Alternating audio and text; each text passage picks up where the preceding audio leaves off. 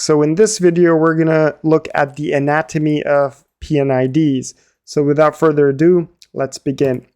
In a P&ID, this is the general outline. You usually have the main body of the P&ID, which usually takes most of the space of the paper. However, you do have some other blocks, such as the title block, which is usually on the bottom right corner of the P&ID. Following that, you have an ownership block, a revision block, a comments block, and a reference block. And we're going to talk about each of that right now. So for the title block, it usually includes the sheet name, the sheet number, the sheet revision, the type of drawing, which in this case is a P&ID, so it's a piping and instrumentation diagram, the name of the client that you're serving or you're doing the work for, the engineering company that you are working with, and the project number that you have that distinguishes it from other project numbers or other jobs that you have.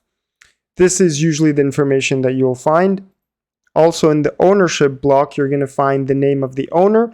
The owner could be the client that you're serving, or if your client is another third party that is serving the actual owner of the facility, then maybe that would be the owner of this P&ID. It's something that you get to know and define early on at the stages of the project. The name of the designer, so you could be an engineering company that then contracts out this P&ID work from another engineering company, and they would put their name as the designers here.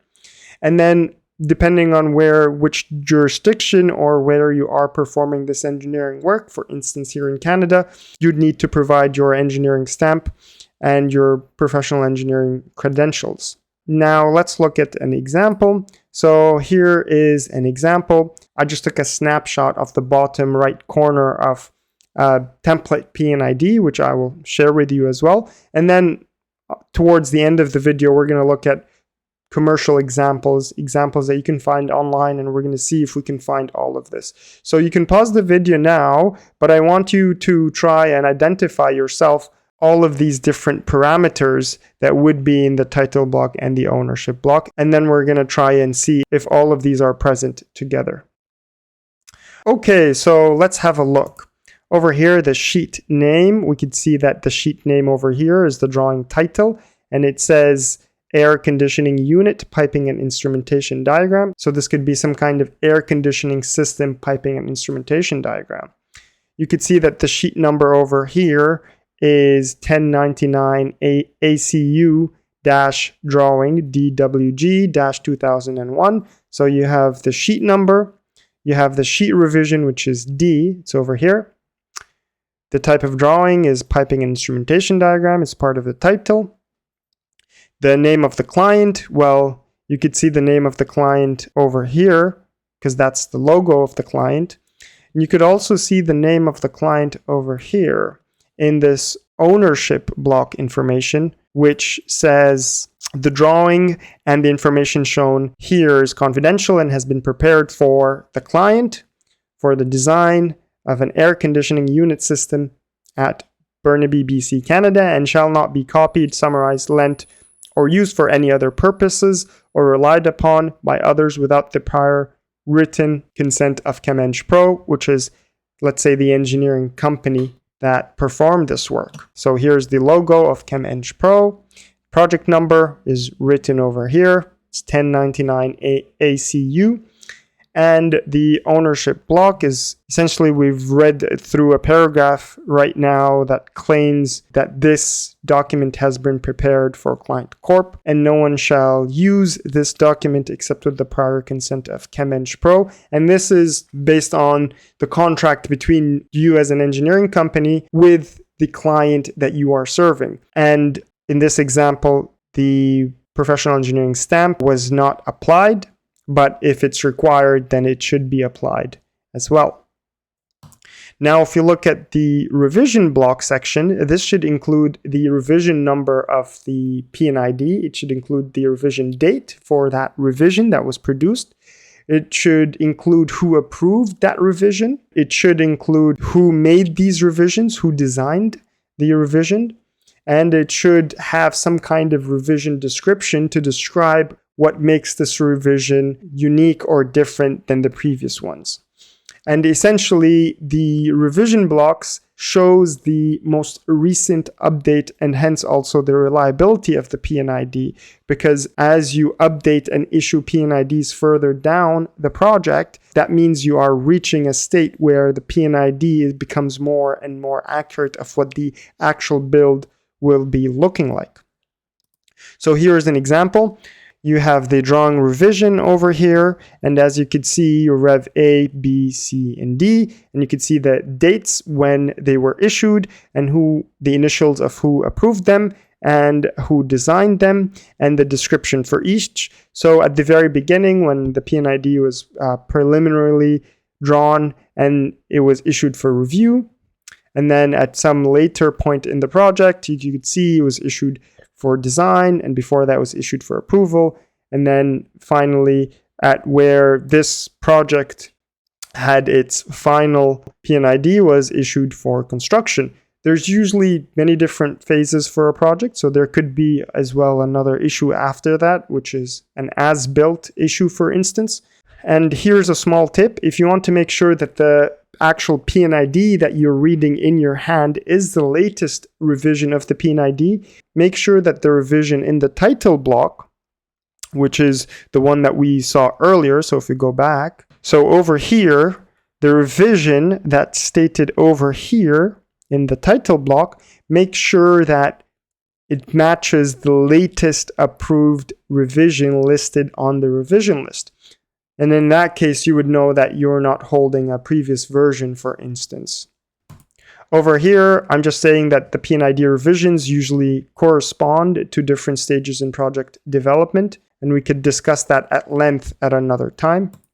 Some engineering companies have different revision numbering and nomenclature. So in this example, the revisions started at A, and as you progressed forward, it went to B, C, D. Other engineering firms could start from 0, and then they'd progress from there to 1, to 2, to 3. The bottom line here is there's no necessarily wrong answer as long as you follow the standard protocol that you have at your workplace. Okay, so next is the comments block, and the comments block would include a notes area and sometimes a hold area. A notes area is a place that contains the information that cannot be shown visually on the P&ID. So usually when you have short notes, like 3 or 4 words maximum, that could go on the main P&ID body itself. So you can kind of squeeze that just above a pipe or above the pump or beside the motor of a pump. But however, for any notes that are longer than that, you should really place it in the notes section in the comments block. And notes can be specific or general. So for instance, if you have a specific note, like for instance, note 2 over here in this example, which says temporary strainer YS-105 to be removed after commissioning. What you can do then is you could go to that Y strainer and you could put just above it note 2. So you have a call out on the main P&ID body itself that says note 2 in this case. On the other hand, general notes, they do not have callouts in the main body of the P&ID because they apply broadly to the whole system for that particular page. For instance, over here in this example, it says all vent valves to be locked open during startup. So that means all the vent valves that you see on this particular page will need to be locked open during startup. And this is an operational related note, which brings me to my next point, is that notes can be related to either design or operations. And I'm going to touch on that a little bit more in a second. However, a hold area, on the other hand, which is this portion in the example, this portion would explain the reasons for any hold that you have on the drawing. And you might wonder, what is a hold on a P&ID drawing? So for instance, if a part of the P&ID is incomplete or below an expected quality for its revision, then that part should be clouded. And then you could put the term with a capitalized hold nearby. And essentially, Then in the hold section in the comments block, you explain why you have a hold cloud bubble around that particular section. This happens usually when you are developing your P&ID and you moved from issued for review to, let's say, issued for design. And in an issued for design state, there are some standards that you have in your company whereby most, if not all, the equipment must be, let's say, designed at that point. And so you'd have all the line lists, you'd have all the piping figured out. But for instance, if you have a pump and you are unsure about the flange size of the pumps, then you don't just want to guess. You want to make sure that whoever's reading the P&ID also knows that that area still has a gap that you're trying to figure out. So in that case, you put a cloud around that area and you put the word hold on it. And then in the comments block under holds, you could say hold number 1, which is the hold 1 that you just put, is because the pump flange size is pending vendor confirmation, for instance. Now, this hold area is not really necessarily used by all companies. Many companies just use the notes area for notes, and they would include the holds as part of the notes. Just a note about the notes area, when I was saying that notes could relate to either design or operation, this is what I mean in more detail. So design notes, these are the notes that are intended for the design team, such as the piping, instrumentation, mechanical, electrical designers, and so on. They convey the information relevant during the design and construction phase of the project. But however, once the plant is built and operating, these notes typically become irrelevant. So for example, as I said over here in note number 2, temporary strainer to be removed after commissioning. Well, once commissioning is done, then you don't have that temporary strainer anymore, so that comment really becomes almost like unnecessary for the operations team that will just run this system from now on forever. So these are the kinds of notes that would be considered as design notes. Another example for that would be pump flange size to be confirmed by vendor before fabrication. Now, this is similar to what we would have here as a hold, but in the case that you have it as part of the notes, then this would be considered as a design note. On the other hand, operator notes would be intended for the operation team and the maintenance team. So like plant managers, maintenance crew, plant operators, all of these would benefit from operator notes, and they would contain information that remains relevant during the operation and maintenance of the process. An example could be open bypass line during startup only. So this is instructions that you're giving them. Hopefully they do have these instructions in operating manuals and in other SOPs. However, this P&ID would be also a quick way for them to get this information as they are looking at the P&ID. And for instance, you could have a note here that says filter to be cleaned when the differential pressure exceeds 10 psi. And you could have that as a specific note that calls out a particular filter or differential pressure. And you could have that call out on that differential pressure on that filter on the P&ID itself. So it's pretty cool to have because you get to see these pieces of information that are very relevant to the process as you're looking at the P&ID, which is very useful. Finally, you have the reference block, which includes the drawings that are needed so that you could have a complete understanding of the P&ID that you're looking at. So let's say you're looking at any particular P&ID sheet and you're seeing symbols, but you don't understand what these symbols mean, then what you would normally do is you'd look at the legend sheet. And that legend sheet should be included in the reference drawings because it's essential for you to understand the P&ID through understanding the symbols that the drafting team used or the designer used. But if there's other drawings that are relevant for the process for you to study first and understand before looking at this particular P&ID, then the designer would have to include it here in the reference drawing. Now let's look at some public examples. So this is kind of a high level understanding of the different blocks and elements in every block that is usually in a P&ID. But however, the way they're laid out could be very different. And that's why we're going to look at different examples right now together. First, let's look at the template that I've been using. Hello everyone, I'm excited to share with you that I'm working on a brand new course series all about piping and instrumentation diagrams, P&IDs.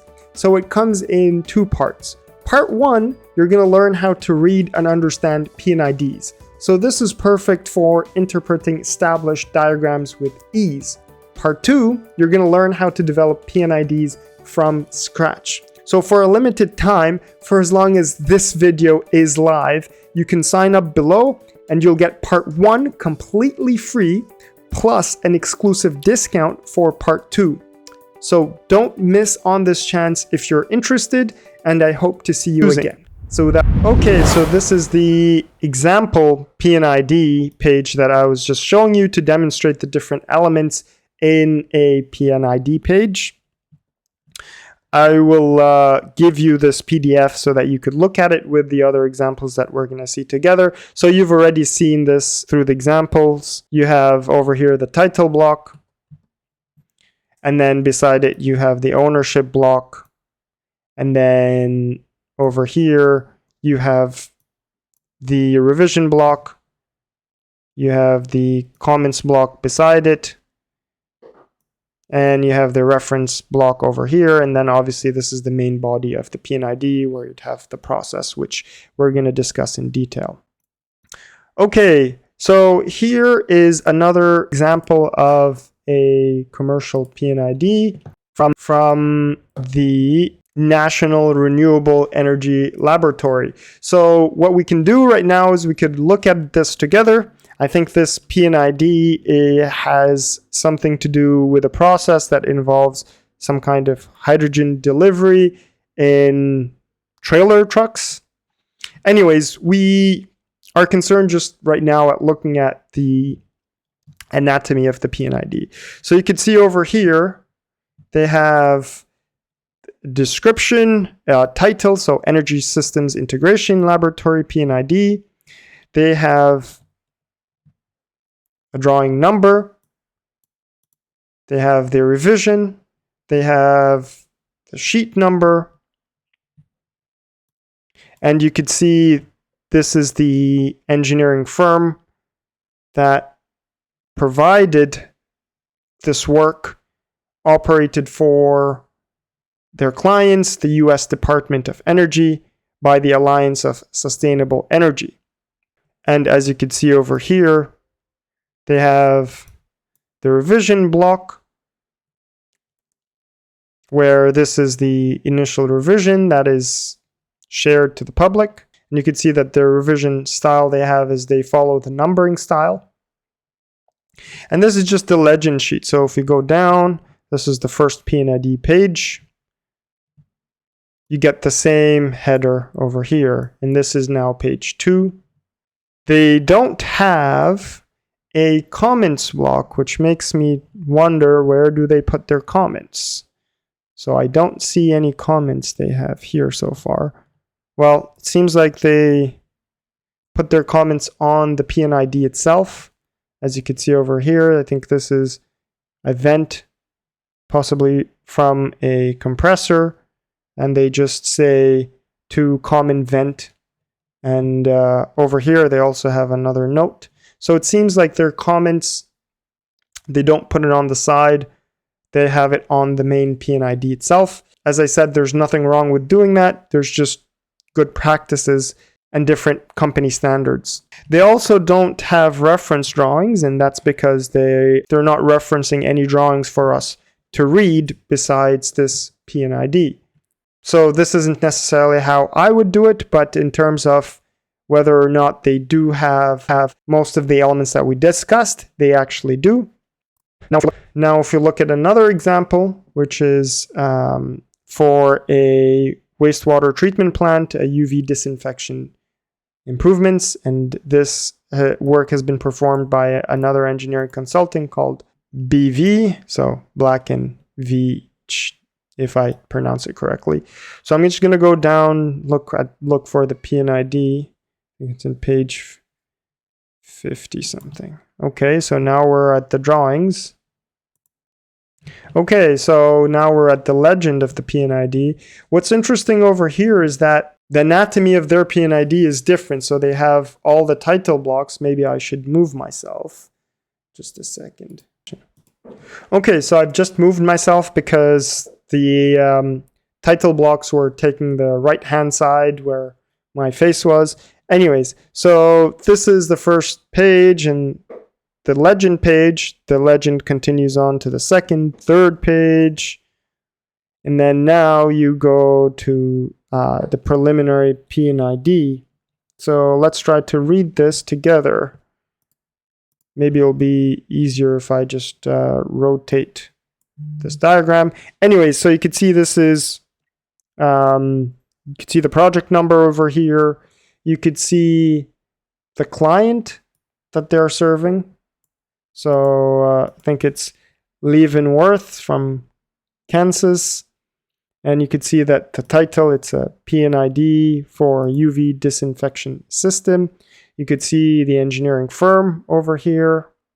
And over here, you could see the revisions and the record of issue, but they don't have any revisions on here, which is surprising because this preliminary P&ID should be a revision.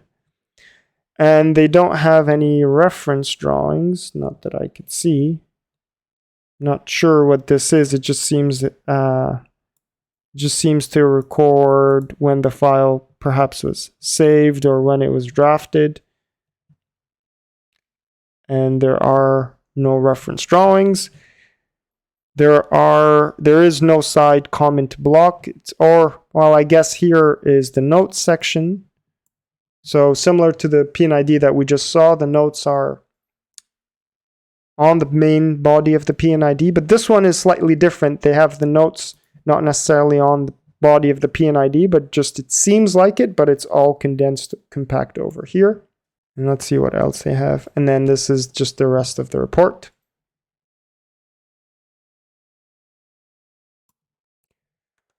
Now let's look at another example. And as you see, the more examples that we look at, you start to get the hang of it by understanding how to look at the P&IDs and understand that each engineering firm has slightly a different anatomy to it. This P&ID is somewhat similar to the one that we just looked at, whereby the anatomy is not spread horizontally, but the blocks are spread vertically. As you can see over here, Brown and Caldwell, they seem like they're the engineering firm. And I think Pahala Wastewater Treatment Plant, that is the client that they're serving, and it could be the actual state of Hawaii, not entirely sure. You could see a revisions block. You could see a revisions block over here. You could see the title of the P&ID and the drawing number and the sheet number. And let's see if we can find the notes. Well, I can't really see notes here. Let's see what's here. Oh, that's City of Hawaii. I can't see a notes section. And I can't see, obviously, the comments block. Okay. Now let's look at this final example over here from General Electric. They're a big, obviously, engineering company, and they have this P&ID for a water treatment plant. And as you can see, the first few pages is the legend, and then over here, this is the first page they have over here is just the PFD. It says over here PFD, so let's move on. Now this is the second page. Second page over here is the piping and instrumentation diagram. And it seems like the notes, they have it over here, which that would be kind of the comments block. And you could see this is their revision block over here. You could see the date. You could see the designer, the name of the designer and who approved it. And then obviously you could see that the engineering company, General Electric, is the consultant that worked on it. And you could see their customer, which would be their client. And then you could obviously see here the title is it's a piping and instrumentation diagram and for the pre-treatment of the wastewater. The drawing number, you could see they have a drawing number over here and a sheet number.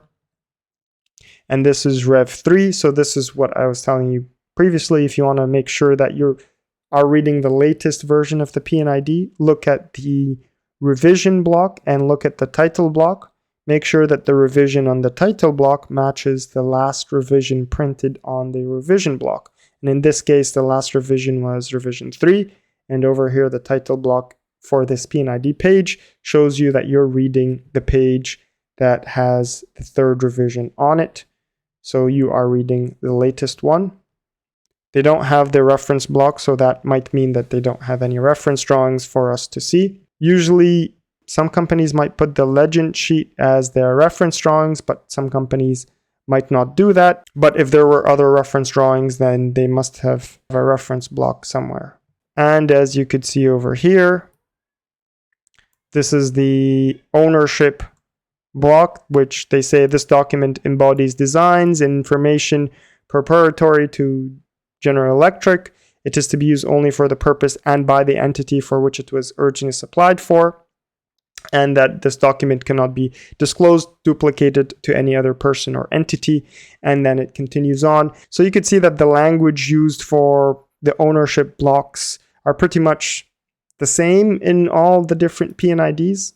So as long as generally a P&ID contains these different blocks and has most of these elements, then you don't need it to all be laid out horizontally. So as long as you could read and extract the information that you need from these blocks. So I hope that you could see from all of these examples is that they're all very similar, even though they might come across as different at first. But if you look through it carefully, you're going to see the elements of all of these blocks, most if not all of the elements of all of these blocks laid out in all those different public P&IDs from all of these different engineering firms, which have different standards, but also at the same time would show the standard information that we've talked about. Anyways, without further ado, see you in the next video.